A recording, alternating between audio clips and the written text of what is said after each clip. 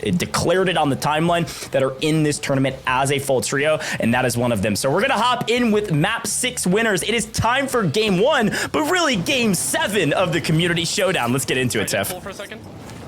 All right, Braxton and them didn't get contested. You could go. There's a team on that bounty tour right now. Yeah, let's kick this off. Sorry, I wanted to hear what Breadman was saying right there. He's talking about Braxton. So that's going to be Braxton, Super Evan, and DJ Moss. We were just chatting about them. He was keeping an eye on where they were dropping and if that team got contested or not, which I think is incredibly smart for Breadman to focus on. Because if they do get contested, it would give this team here an opportunity to push that issue, maybe go up for a nice third party. They're shooting on the zip. Yeah, and again, you're already seeing Brad with a sniper in hand, and there's only one sniper allowed per team, so he will be leading the charge as expected for this squad. And was able to grab a ground loot one, but will be looking for his loadout here shortly. And you're right, definitely scoping out the competition. This is a team that plays a very strategic game, and you can even see they're spending the time to shoot down some of the drones, right? Shoot down some of the zips so that nobody can use them. They have a strategic game style that doesn't usually lend itself to a massive amount of eliminations or a massive amount of kills, but sometimes it does, especially if they set themselves up for the in-game well. Going into the in-game yesterday on their last map, they didn't have that many eliminations. They were just able to pick up a ton in the final gunfights, and that's what they count on going forward. But let's hop in with Cranks & Co. doing a lot of the same, looting up, getting things started early. They don't want to toss out the first game, and there's no mulligans. Every game counts. So if they've got a 0 or a 3 or a 5-point game, they're going to be pretty frustrated about that, being that they're already at the top of the leaderboard. That's exactly where you want to be. And a lot of the strategies that we've been witnessing on those fast drops to get that cash acquired and that loadout purchased immediately has been whether or not they've been picking up most wanted and looting through that to kind of take down that time easier, or the scavenger contracts, which allow you to kind of move from supply bin to supply bin that is marked and be able to find loot and cash from that. But our producers just, you know, kind of sat me a question, Goj. It says, Tiff and Goj, who would your trio be if you were in this? Who would my trio be? First off, I'm not picking Goj. Let me tell you that much. I'm not dropping with Goj unless it's a hide and seek kind of content tournament. But I'm throwing cash at Joe and Brad, and I'm stealing Skullface's spot, and I'm just saying, yo, boys, I need a hard carry. They're gonna strategically carry me to a victory and win their ones as well. I love it. I would pick up the homie Echo. I've picked him up in a tournament before. He carried me to a map win, and I guess I would pick Hisoka. And I would say that because he's got the most kills in this tournament thus far at 39. There you go, top individual slayer, and also inside the top 5 playing with Shifty. So we'll see what they're able to continue to do in this one, but able to tune in with some of our other captains. Good God, on screen, able to finally pick up an elimination from distance. We talked about metas all day yesterday, and well, LMG certainly a mainstay. The pull Miat looking for at least a second. Nice trade for this trio. Seemingly all going well, not well anymore. I cursed it. Symphony comes flying in out of nowhere and grabs a double. Where's the rest of his team, though? Symphony, aka not cannon fodder here today. I didn't know you were gonna shoot. But Super Ev on your screen.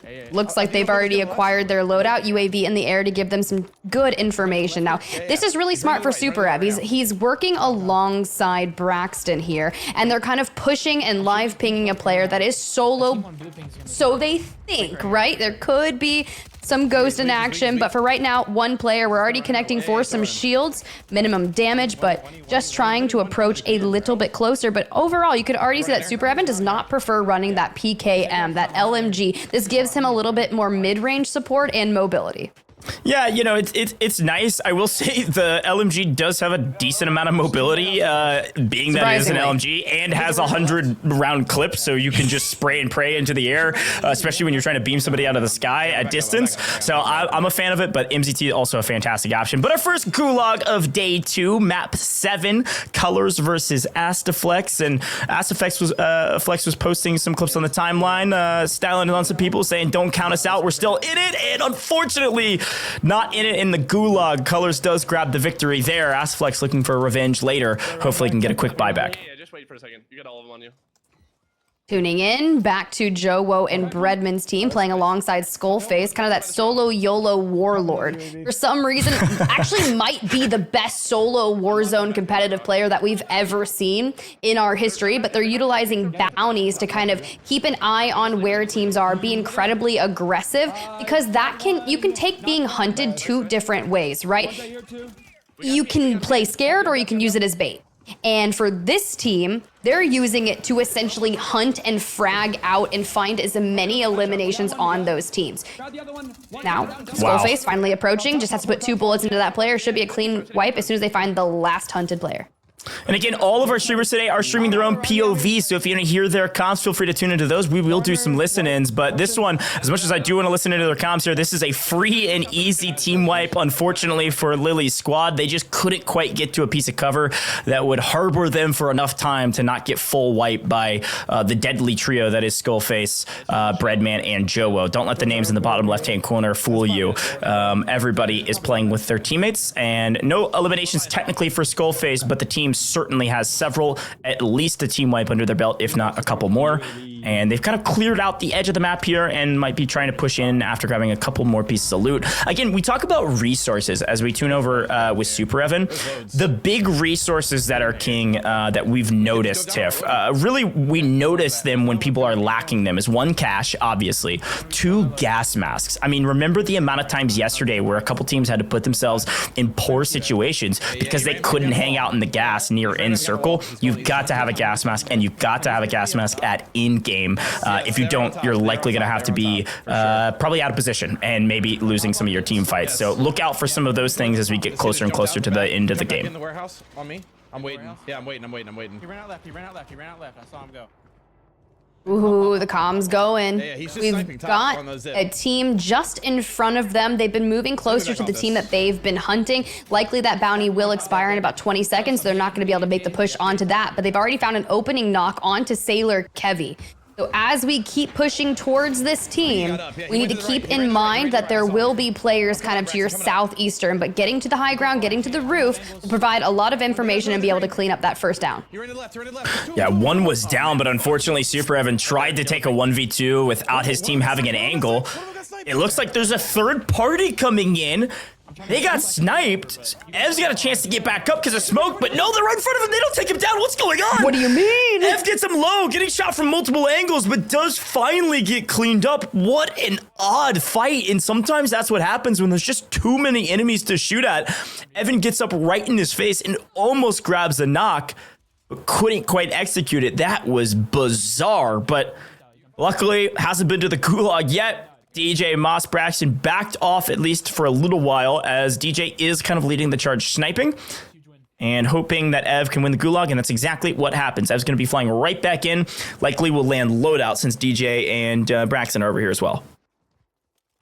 It's kind of interesting. I love putting DJ Moss as an anchor here on the sniper support to be able to just get out of dodge should Braxton and Super Evans push in like a 2v3 fashion turn out negatively, kind of like what we just witnessed. But Braxton was able to get out with his life. I believe he was able to pull a full onto Sailor Kevy. I did see that come through. Despite that res pulling on the other squad, now that they're all 3 back alive, I'd imagine they're going to stabilize because they cannot throw a game early on, especially with Team Skullface very, very close. Wait, that is Team Team Braxton. Yeah. Like 3 points away from them. Yeah, exactly. Skullface. Like, it's crazy. Yeah, it's a very tight race in the top 3. There's a little bit of a drop off after that and goes all the way down to about 7th, 8th place. It's very close, all within 15 to 20 points or so. Yeah. And then another drop off there. But again, you're trying to get top 10. Technically, everybody's getting paid out, but top 10 getting paid a sizable amount. But it's top 3 making a ton of cash today. That's really what you're vying for. But turning back over to a couple different squads, there's been a ton of changes in the competitive Warzone scene for teams. And well, this squad is definitely one of them. Unrational is back with Huskerrs. just for this tournament, playing with Havoc, former CDL pro Havoc, played for the Mutineers, who's honestly had a fantastic day yesterday. If you didn't have a chance to watch yesterday's competition, Havoc was putting on a show, had nearly double-digit eliminations in one of the maps by himself.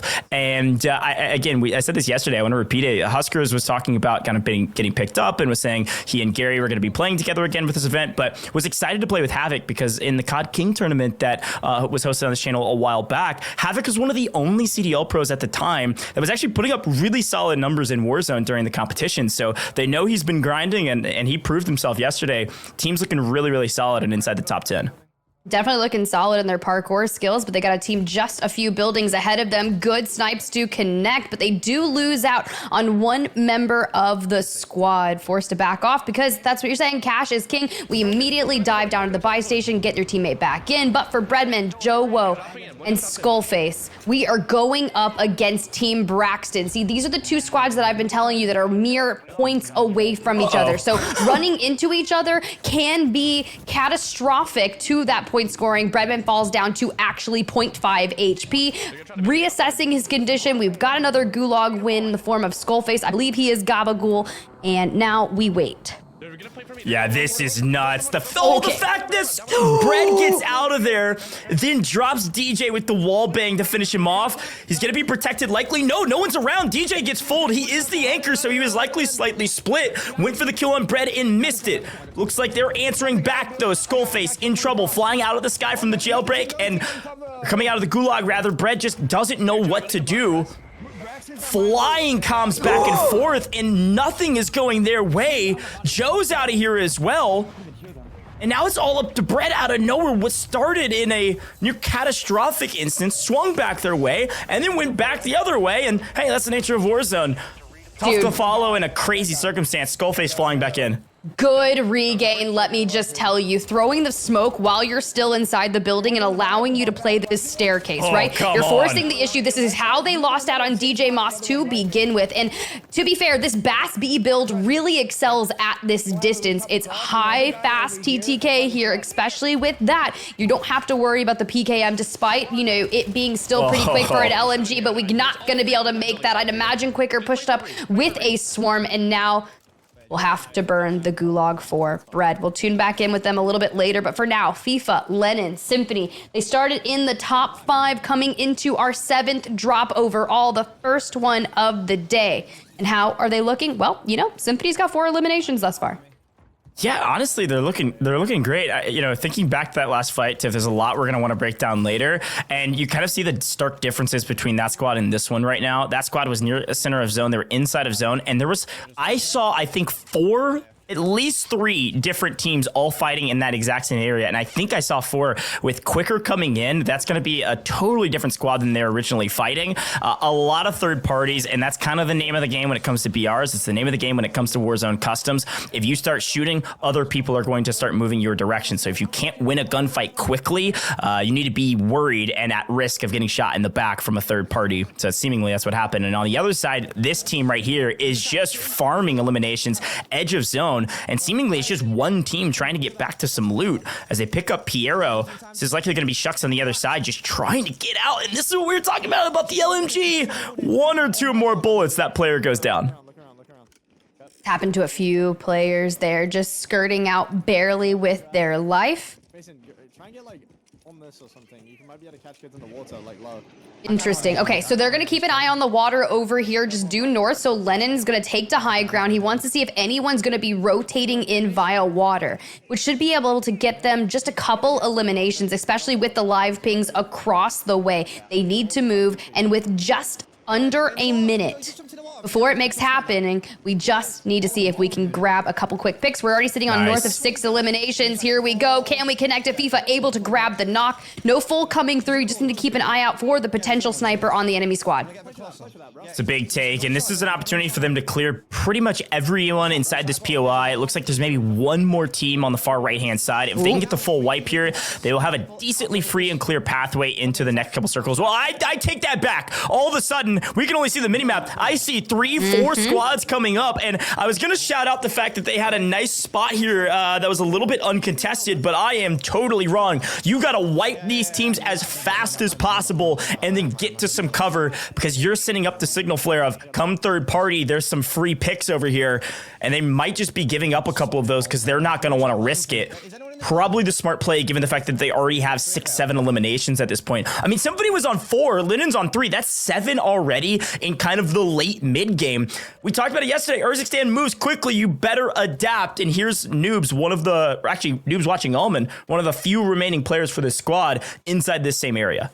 Look, we've typically seen Team Serve. That's actually who he's kind of watching alongside Almond and Noobs. This is tough, right? They were your first map 1 winners yesterday and have kind of slipped through the leaderboard as we've kind of went by, currently starting the day in 6th place. So Almond will need to keep the dream alive for an extended period of time, but coming on over with Shifty, who is playing this map out as a duo, can make things a little bit more tough. Trying to keep an eye on, it's going to be Von Bot, soloing it out, similar to Almond at this point, but we move into our later stages. Still far outside of the ring, and with the way people have been gatekeeping, we've got a rotation for the ages, no smokes to boot alongside of it, so we just have to snake through some of our buildings and hope for the best. Yeah, these are the moments where you wish you had more cash, right? And whether or not they already spent some of that before or otherwise, luckily is able to kind of restock on some smokes.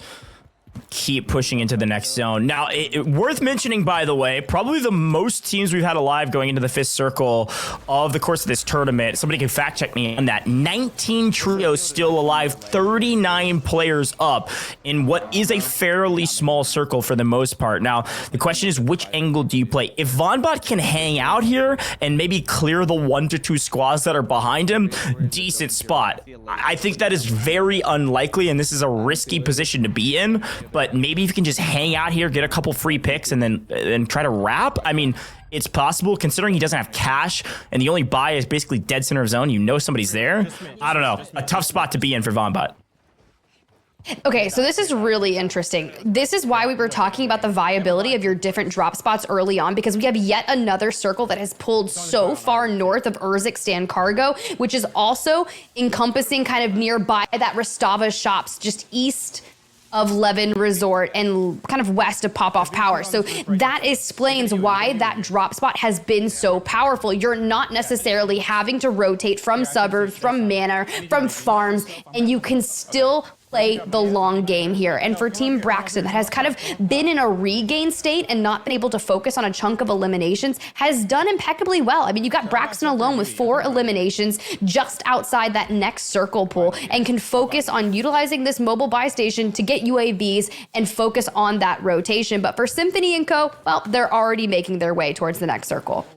Yeah, look at the stark contrast between the two teams. This squad rotating in a little bit late, flying out in the open, trying to get some semblance of cover, whereas Braxton's squad has already set up in one of the last remaining large buildings inside this 6th zone, holding out on high ground position with cover to potentially try to last to the top 8. Symphony turns, finds one, no problem on 4, looking to make it his 5th. The squad is in 5th place going into this lobby, and these are free. Okay. Believe Intex getting shot in the back. Likely this is a third party, and they just didn't hear them coming. 1, 2, 3, 4. How many are they gonna get? That's rated on the other side. Where's Autorize Mayapo? They're dead. Linen, Symphony, and FIFA Kill are going massive, and I've just officially hit the 2nd highest multiplier. 1.3x achieved, and Symphony does not stop. 1, 2, 3, 4. How many is he going to get in these final circles? What an unbelievable push out into the open, into cover, and finding a limbs. An incredible spot for this trio. The finish comes through, and we've made it into that 1.3x multiplier, and Symphony looking like the final boss of map number 7. Now with a large chunk of space here on the southern zone, not able to necessarily get into that final zone just yet because there's no reason to. You have ultimate high ground. You can keep an eye on your right side, clear that out while people look to navigate up the hill, and just controlling the area. This is how you turn a game around and get win condition. But for Braxton and Co., still picking up even more team wipes, now down into the final 5. Piero's squad, goodbye. Again, this squad right here is just a couple points behind Skullface squad in 3rd place. FIFA Kill squad's in 5th place. So some of the heaviest hitting teams still in it. Almond squad, Serve squad, they were in 6th. They were long eliminated back in 18th place or so. These are the 2 teams to watch of what we know now, and we're down to the final 4.